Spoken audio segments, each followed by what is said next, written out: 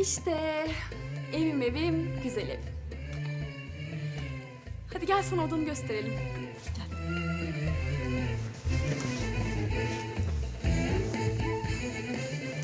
İşte.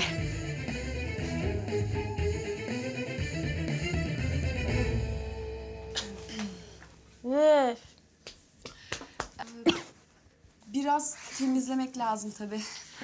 Dezenfekte etmek gerekebilir.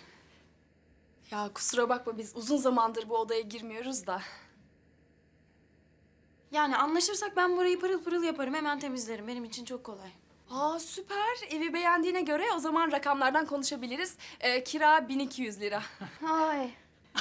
Korktu bu ya. Bütün fiyatı o. Bütün. Total.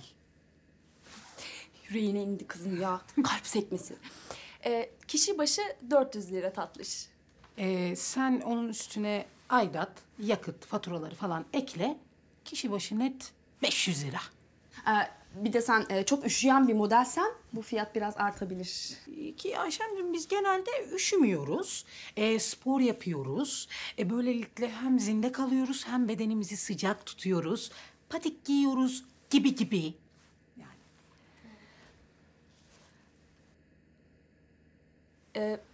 Uymadı mı? Yani bizim okulda 1200 lirayı kişi başı veriyorlar. Sen kira fiyatlarına bakmadın mı canım? Kira fiyatları fiu tavan ya. Fiu. Rakam uygun aslında.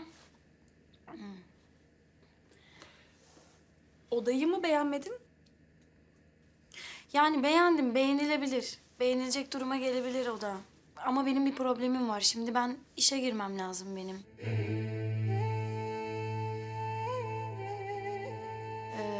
Birinden borç istersem 3 ay toptan verebilirim size ama zaman gerekiyor. Ayşem biz seni anlıyoruz tabii. Anlıyoruz yani ama bizde bir ev sahibi var. Sündüs Hanım, düşman başına.